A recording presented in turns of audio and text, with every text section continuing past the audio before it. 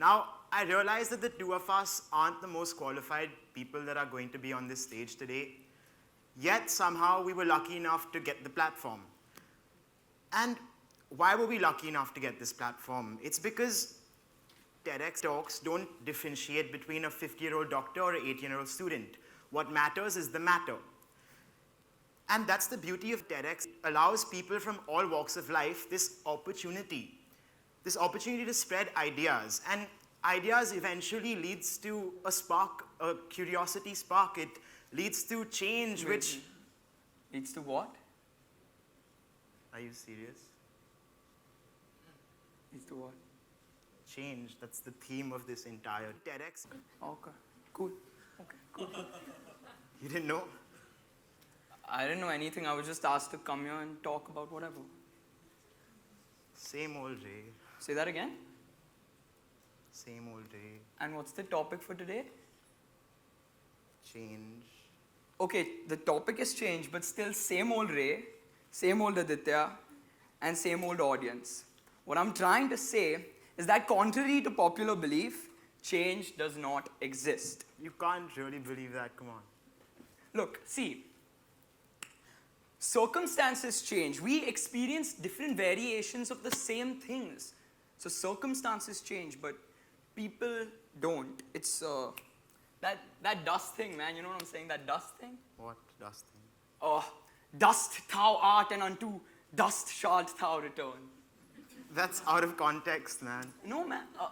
Basically what I'm saying is we're born this way and we'll die this way. And for some reason, he believes in change. Ray, back when I was 7, maybe 8 years of age, you see, back in my salad days, I was ironically overweight.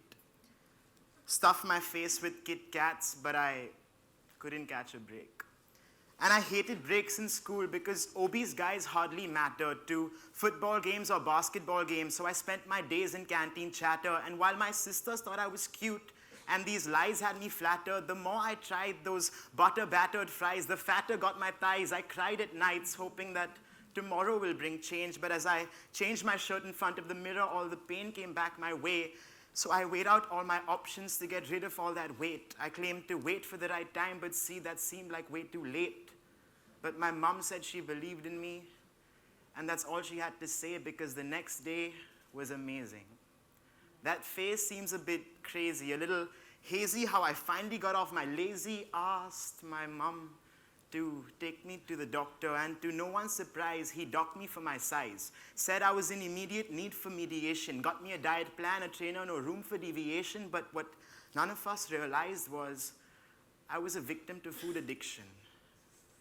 I mean, how could something so good ever be bad? How could a happy meal ever make me sad? How could what's bad for me be good for dad? So all the chocolates next to the skeletons in my closet I had. And while I tried to, or at least pretended to better myself, I fought a battle with my better self. See, I screamed, then he screamed. He tried to help, I tried to neglect. Then I screamed, then he screamed, and we both screamed for ice cream, so I guess I won.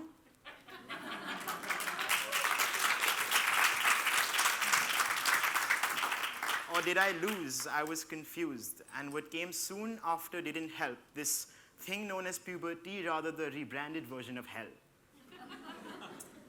My face blew up with pimples and all the dimples around my tummy, all those yummy gummy bears drugged me. I felt ugly. And while mom said that looks don't mean much, ma, try explaining that to my first crush.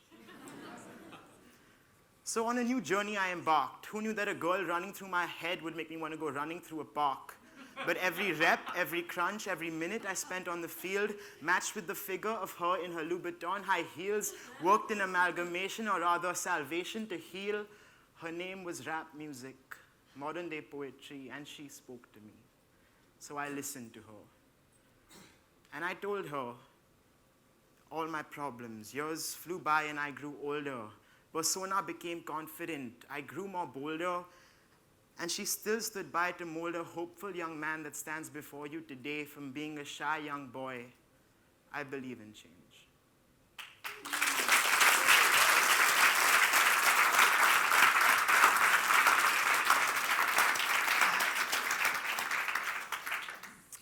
I don't believe in change.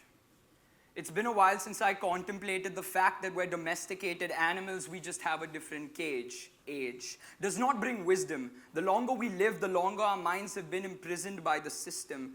And the system is ever changing, or so we think, but flowers still rot and ships still sink. Constant change. Isn't that an oxymoron? Am I just a proxymoron? Do I represent the paradox I don't believe in? I live. Live spelled backwards, evil. So does that make dying a sin? But when we die, don't we go to heaven and atone for what we did? So living is the moral paradox. The fact of change exists within, and real paradoxes don't exist. Therefore, I win. I misspoke. My thoughts about change are still under a cloak. Folks, it's time to address the politician feeding, philosopher breeding hoax. Take the spokes of a wheel of a train. See, the spokes keep moving, but the wheel remains the same. Get a new train, new spokes, new bolts, new wheels, new rails. New nails, still the same rails, still the same track, and we're all still slaves to greed and payback. The world keeps progressing, but our minds stay back. War will never end. You believe in peace? You think that the bitter rivalry will ever cease? Please. Roman versus Greek, Hindu versus Muslim, Leo versus Pablo, Beamer versus Benz, Coke versus Pepsi. I'm a consumer, a casualty. Somebody please help me. We all think we're innocent. We got our hands up. What's the war today? Yeah, Apple versus Samsung. We still have a need for greed and revenge. A dish we wish to serve cold, but the globe is getting warmer. Cavemen or Cosmo, I prefer the former. Honor, ego, pride, we hide. But we're all see-through. I know you all think you're special. Well, me too. We still act humble. Still animals to a concrete jungle. Survival of the fittest. The man has gotten fitter. Mindset bitter to be better than him. That's why Aditya and I had a push-up contest at the gym. I didn't win. 48, 49, confined by Father Time, will always be defined. We think our purpose is to find a medium of progression. I have no more suggestions, but this is my perception. Ever since inception, humans have had obsessions for ascension. Pardon my aggression. Pay attention to the lesson, things that we can't control. Like the fact that the plant will grow, the flowers bloom, and you can keep burning the suit, and you can keep plucking the fruit, but you will never change the root. Your change is not real change. The poor still have no change. The rich still have spare change. Strange. I'm rapping about issues in an AC room with some fancy shoes, a designer belt. Recently asked my mother for another expensive cell. She said, "No, Ray, you'll get it confiscated again." Ma, what the hell? We're all still fighting for the biggest bite of bread. I know you criticize the way that I do empathize, but sanctimony is mechanized inside my head. And there's more to my words than just rhyming for TEDx. Hope my words resonate before you go to bed. Humans are alive, but humanity is dead. Thank you.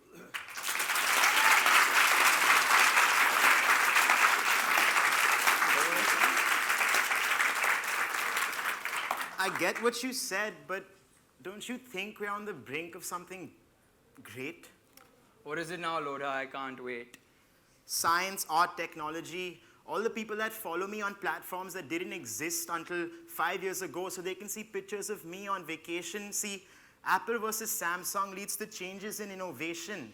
It's all a part of that train you spoke about, sure. Its rails may be the same, but it's the destination we go about. What destination? We all eventually end up in damnation, complain just like our parents about this damnation, all still slaves to societal incubation and familial obligation. And I get that there's changes with rates of inflation and your whole episode with deflation, but exercise your mind now in careful contemplation. Can't you see that that train never really left the station? I think you're being a little cynical. See, besides the physical implications, there is something inexplicable that makes change this unattainable yet tangible feeling. It gives rise to this seed which sprouts this thing known as healing. The seed will sprout, no doubt, but what about the ground from which it came? Ironic how we all change to remain the same. Didn't you get fit to fit in? I rhymed with him. I know you're still the same carefree kid within. Okay, to be completely honest, I feel like your point of view I have to acknowledge. Obviously. Come on.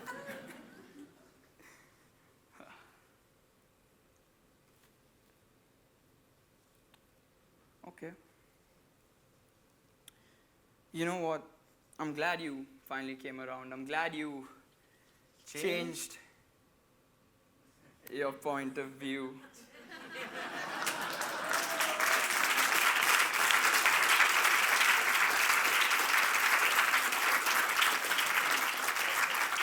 Finally, I got you. See, I knew it.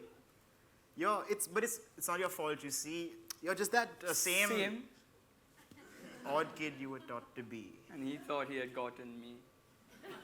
Thank you.